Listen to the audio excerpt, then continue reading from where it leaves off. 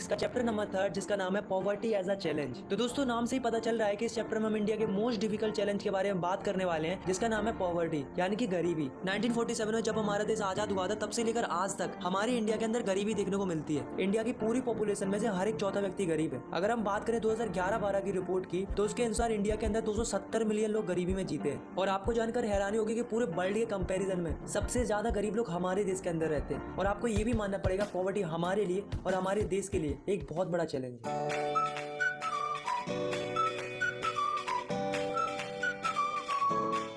तो सबसे पहले हम बात करते हैं पॉवर्टी की। तो पॉवर्टी की सिंपल सी डेफिनेशन होती है that is poverty is a situation in which person does not able to fulfil their basic needs. मतलब कोई इंसान अगर अपनी बेसिक जरूरतों को ही पूरा नहीं कर पा रहा है तो हम कहेंगे कि वो गरीबी में जी रहा है। फॉर एग्जाम्पल कोई व्यक्ति है जिसके पास खाने के लिए फूड नहीं है, रहने के लिए घर नहीं है, उसके पास पहनने के लिए कपड़े नहीं है, उसके पास पीने के लिए साफ पानी नहीं है, मतलब जो ये सारी बेसिक चीजें होती है उन्हें अफोर्ड नहीं कर पा रहा है तो उसे हम पुअर कंसीडर करेंगे। पर एग्जैक्टली हमें पता कैसे चलेगा कि कौन गरीब है और कौन गरीब नहीं है? तो इसके लिए हमारी गवर्नमेंट ने एक सिस्टम सेट करके रखा है, यहाँ पर हम कह सकते हैं क्राइटेरिया सेट करके रखा है that is called poverty line. Hindi में इसका मतलब होता है गरीबी रेखा। अगर हम इसकी डेफिनेशन की बात करें तो poverty line is a method to determine poverty on the basis of their income and consumption level. मतलब हम लोगों की इनकम और उनके कंजप्शन लेवल के बेसिस पर पता कर सकते हैं कि वो गरीब है या नहीं है। अब कैसे पता करेंगे? देखो गवर्नमेंट ने क्या किया है कि एक मिनिमम लेवल सेट करके रखा है इनकम और कंजप्शन का। अगर तुम्हारी इनकम और कंजप्शन उस मिनिमम लेवल से कम है तो तुम बिलो द पॉवर्टी लाइन में आओगे, मतलब तुम गरीब कहलाओगे। और अगर तुम्हारी इनकम और कंजप्शन लेवल इस मिनिमम लेवल से ज्यादा है तो तुम अबव द पॉवर्टी लाइन में आओगे, मतलब तुम गरीब नहीं कहलाओगे। तो ये जो पॉवर्टी लाइन है वो अलग अलग कंट्रीज के लिए अलग अलग होती है। फॉर एग्जाम्पल अगर हम बात करें इंडिया की पॉवर्टी लाइन की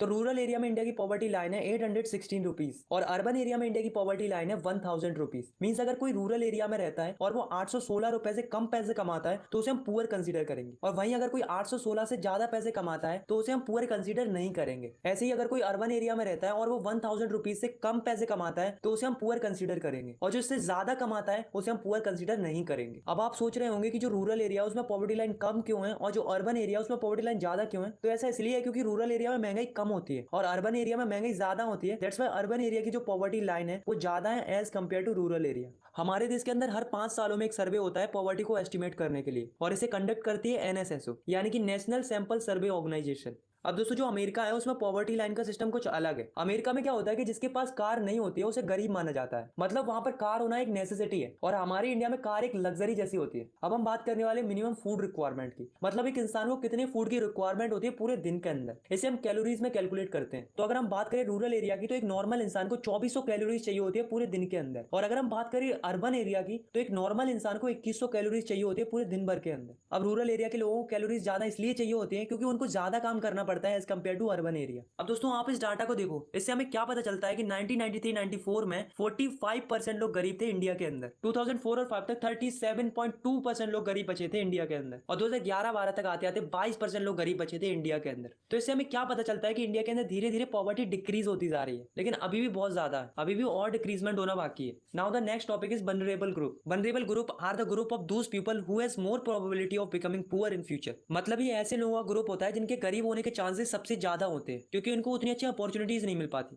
हमारी कंट्री डेवलप तो हो रही है लेकिन उस डेवलपमेंट का फायदा इन लोगों को नहीं मिल पाता है। Interstate disparity. अब दोस्तों हमारी इंडिया के अंदर अलग अलग स्टेट्स हैं और उनकी इकोनॉमिकल कंडीशन अलग अलग है। हमारे देश के अंदर कुछ स्टेट्स ऐसे हैं जहां पर काफी ज्यादा गरीबी देखने को मिलती है जैसे कि बिहार और उड़ीसा। पर कुछ स्टेट्स ऐसे भी है जहां पर काफी ज्यादा डिडक्शन हुआ है पॉवर्टी के अंदर, जैसे कि केरला, आंध्र प्रदेश, तमिलनाडु, गुजरात, वेस्ट बंगाल, महाराष्ट्र, पंजाब, हरियाणा। तो इन स्टेट्स में काफी ज्यादा डिडक्शन हुआ है पॉवर्टी के अंदर। पर अब सवाल ये उठता है कि इन स्टेट्स में ऐसा क्या हुआ कि वहां पर पॉवर्टी इतनी कम हो गई? जैसे कि पंजाब और हरियाणा में गरीबी इसलिए कम हो गई क्योंकि उन्होंने ग्रीन रेवोल्यूशन को अच्छे से इंप्लीमेंट किया जिससे उनकी एग्रीकल्चर प्रोडक्शन बढ़ने लगी। सेकंड, केरला में गरीबी इसलिए डिक्लाइन हुई क्योंकि उन्होंने ह्यूमन रिसोर्स पे काम किया और काफी ज्यादा इन्वेस्टमेंट किया एजुकेशन के ऊपर। थर्ड, वेस्ट बंगाल में क्या किया कि लैंड रिफॉर्म को अच्छे से इंप्लीमेंट किया। फोर्थ, आंध्र प्रदेश और तमिलनाडु में पॉवर्टी इसलिए रिड्यूस हुई क्योंकि वहां की गवर्नमेंट ने पब्लिक डिस्ट्रीब्यूशन किया फूड ग्रेन्स का। फिफ्थ, गुजरात और महाराष्ट्र में पॉवर्टी इसलिए रिड्यूस हुई क्योंकि वहां पर इकोनॉमिक एक्टिविटीज को बूस्ट किया गया जैसे कि मैन्युफैक्चरिंग और सर्विस सेक्टर एक्टिविटीज को। Now the the next topic is global poverty scenario. अभी हमने देखा कि इंडिया की क्या कंडीशन थी पॉवर्टी को लेकर, लेकिन इस टॉपिक में हम देखेंगे पूरे वर्ल्ड की क्या कंडीशन है पॉवर्टी को लेकर। अब दोस्तों जो पूरे वर्ल्ड की पॉवर्टी है उसे मेजर करता है वर्ल्ड बैंक। तो वर्ल्ड बैंक के अकॉर्डिंग 1990 में 36% लोग गरीब थे पूरे वर्ल्ड के अंदर, और 2015 में 10% लोग गरीब थे पूरे वर्ल्ड के अंदर। मतलब हम पूरे वर्ल्ड की बात करें तो पॉवर्टी में ड्रास्टिक चेंज आया है, मींस पॉवर्टी में अच्छा रिडक्शन हुआ है। अगर हम बात करें सब सहारन अफ्रीका की तो उसमें 2005 में 51% लोग गरीब थे और 2015 में 41% लोग गरीब बचे थे। इसका मतलब क्या है कि आखिरी 10 सालों में 10% रिडक्शन हुआ है पॉवर्टी के अंदर। ऐसे ही अगर हम बात करें लैटिन अमेरिका की तो उसमें 2005 में 10% लोग गरीब थे और जब 2015 आई तो उसमें मात्र 4% लोग गरीब बचे थे। अब दोस्तों एक कंट्री है जिसका नाम है चाइना, इसके अंदर पॉवर्टी रिडक्शन बहुत ही रैपिडली हुआ है। 1981 में चाइना के अंदर 88.3% लोग गरीब थे और 2008 आते आते ये आंकड़ा घटकर हो गया 14.7%, और जब 2015 आई तो मात्र 0.7% लोग गरीब थे चाइना के अंदर। मतलब देख रहे हो कहां से कहां पहुंच गई चाइना, मतलब इतना ज्यादा पॉवर्टी रिडक्शन हुआ है चाइना के अंदर। Now the next topic is causes of poverty in India. तो दोस्तों आपको तो पता ही कि हमारी कंट्री पहले अंग्रेजों की गुलाम थी और उनकी बुरी बुरी पॉलिसीज की वजह से हमारी कंट्री का इकोनॉमिकल डेवलपमेंट अच्छे से नहीं हो पाया। सेकंड रीजन है unequal distribution of resources and land. मतलब हमारी इंडिया में क्या होता है कि कुछ लोगों के पास भर भर के जमीन होती है और कुछ लोगों के पास तो कुछ भी नहीं होता है, जिससे क्या होता है कि जो अमीर लोग होते हैं वो और अमीर होते जाते हैं और जो गरीब होते हैं वो और गरीब होते जाते हैं। थर्ड रीजन है कि हमारी कंट्री के अंदर कई सारी पॉलिसीज आई पर वो अच्छे से इंप्लीमेंट नहीं हो पाई। फोर्थ रीजन है हमारी कंट्री के अंदर पॉपुलेशन बढ़ती जा रही है लेकिन लोगों को उस हिसाब से जॉब अपॉर्चुनिटीज नहीं मिल पा रही, जिससे अनएम्प्लॉयमेंट काफी इंक्रीज हो रहा है। फिफ्थ रीजन है कि जो स्मॉल फार्मर्स होते हैं वो बिग फार्मर्स से लोन ले लेते हैं फिर उसे चुका नहीं पाते। तो दोस्तों ये कुछ मेजर रीजंस हैं जिनकी वजह से हमारी कंट्री के अंदर पॉवर्टी है। अब दोस्तों हमारे चैप्टर का लास्ट टॉपिक आता है जो कि है एंटी पॉवर्टी मेजर। मतलब हमारी गवर्नमेंट कौन कौन सी स्ट्रेटेजीज पर काम कर रही है पॉवर्टी को हटाने के लिए। तो फर्स्ट स्ट्रेटेजी है प्रमोशन ऑफ इकोनॉमिक ग्रोथ। अब यार आप खुद ही सोचो, अगर हमारी कंट्री की इकोनॉमिकल ग्रोथ होगी और अगर रोजगार मिलेगा तो लोगों के पास पैसा आएगा, और अगर लोगों के पास पैसा आएगा तो वे अपने बच्चों को अच्छी एजुकेशन देंगे, उन पर अच्छा इन्वेस्टमेंट करेंगे, तो हमारे देश की गरीबी तो ऑटोमेटिक खत्म हो जाएगी। दूसरी चीज गवर्नमेंट क्या कर रही है, कई सारी एंटी पॉवर्टी प्रोग्राम चला रही है, जिसमें से पहला है Mahatma Gandhi national rural employment guarantee है यानी कि मनरेगा, जो कि 2005 में स्टार्ट किया गया था। इस एक्ट के अकॉर्डिंग लोगों को 100 डेज का एम्प्लॉयमेंट प्रोवाइड कराया जाएगा गवर्नमेंट के द्वारा। मतलब गवर्नमेंट ऐसा वादा करती है कि हम तुमको 100 डेज का एम्प्लॉयमेंट देंगे ही देंगे पूरे साल के अंदर। इसमें 1/3 सीट्स महिलाओं के लिए रिजर्व्ड है।